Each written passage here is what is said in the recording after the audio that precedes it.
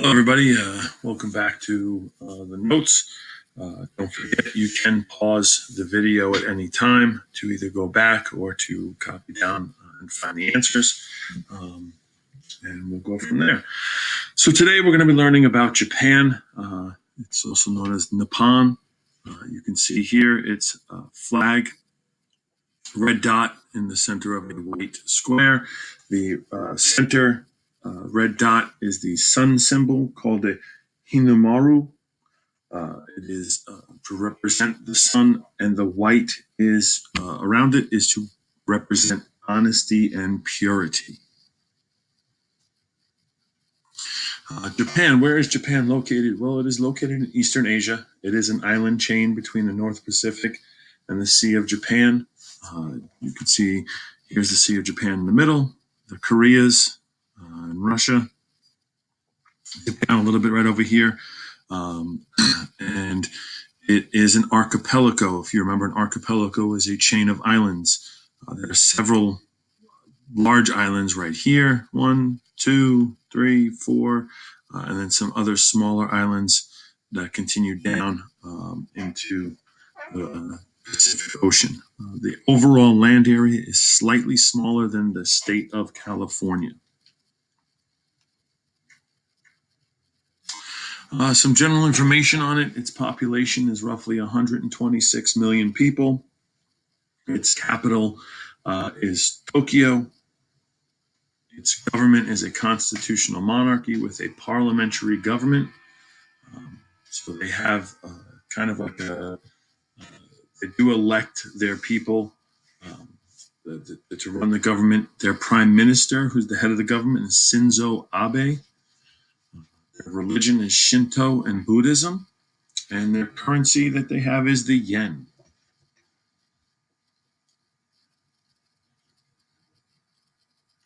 Language, the official language is Japanese. You can see down here how it is written, much like China and much of the Far East. You're going to find they do a lot of symbols and things like that. So, hello, my name is written right down here. Climate. Japan does have 4 distinct seasons. They do have their winter, spring, summer, and fall. They go from a humid subtropical and a humid continental into the northern part of the country. Average temperature is going to range anywhere from 35 to 75 degrees. Average rainfall anywhere from 40 to 100 inches.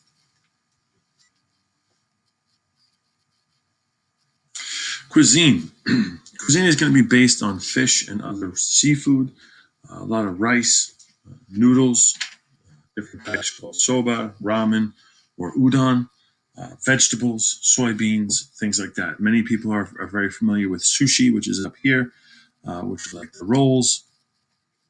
Udon is like a soup down here. It's a special type of noodle that you can see in there. Pretty good. This is a traditional Japanese breakfast, as you can see up in this picture. It includes grilled mackerel, which is fish, a Kansai-style dashimaki egg, also known as tamagoyaki.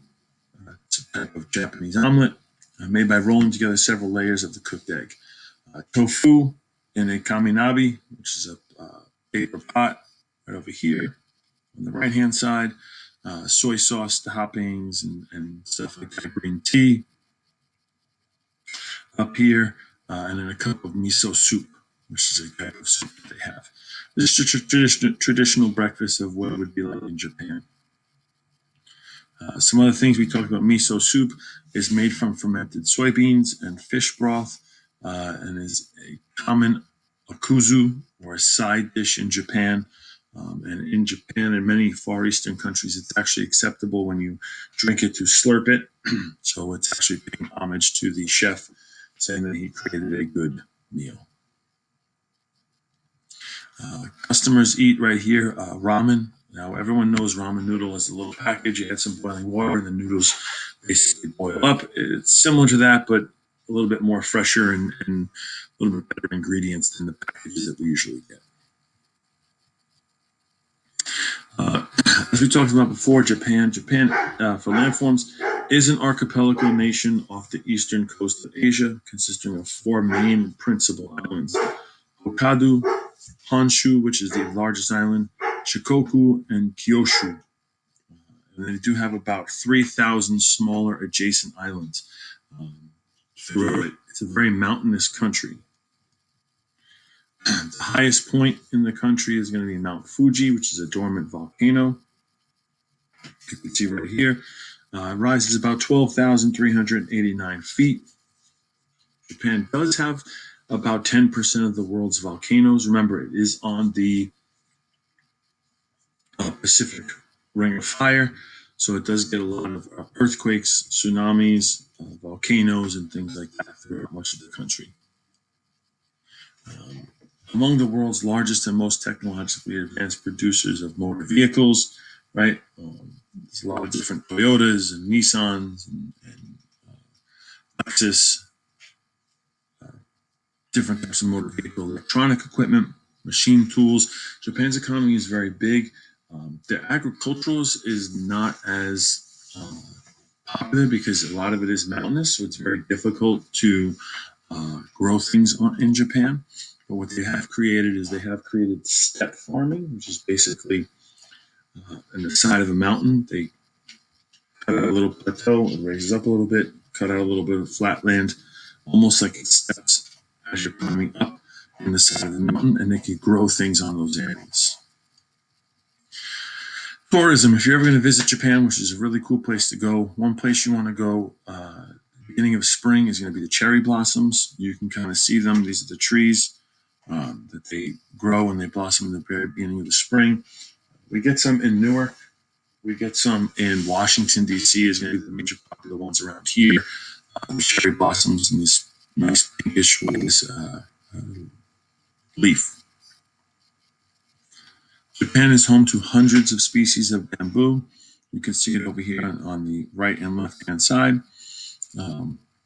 They've got bamboo forests all over the place that you can go and walk in the countryside and go check it all out.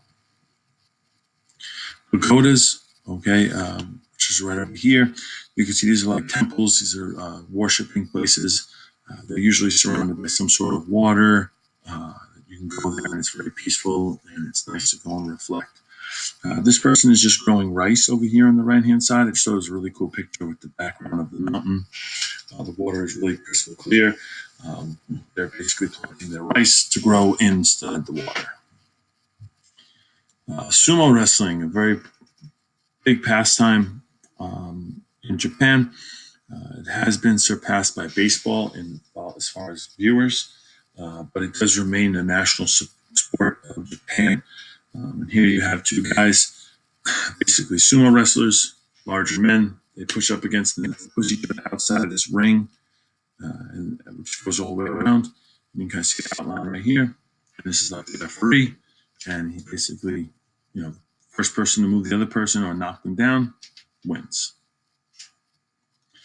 Calligraphy is very popular in Japan, with includes both ink and watercolor painting. You can see some of the on lanterns right here, some of the calligraphy. This gentleman over here on the right-hand side is writing in calligraphy. It's an art form in Japan and represents much more than just printed word. It's the actual meaning and technique of which go behind it. And when you guys get older and you get engaged and go to get married, I'm sure you'll have somebody do some nice calligraphy on the invitations. And lastly, guys, you've seen this picture over here on the background, and as well as up here in this picture. This is a geisha. Traditional Chinese arts include the tea ceremony, origami, bonsai, calligraphies, all these different things. Geishas continue to be highly trained social hostesses and entertainers who live throughout different Japanese districts. However, the number of geishas has kind of declined significantly in the 20th and 21st centuries. A lot of people think it has to do with maybe modernization, kind of new technologies. People are getting away from the old ways that things are done. But it is a very big part of Japanese culture. And that's basically, Japan is one of the nicer countries as far as aesthetically to look at and go and visit. Their culture is very rich and deep in history. If you get an opportunity, please go and check Japan out. Thank you very much.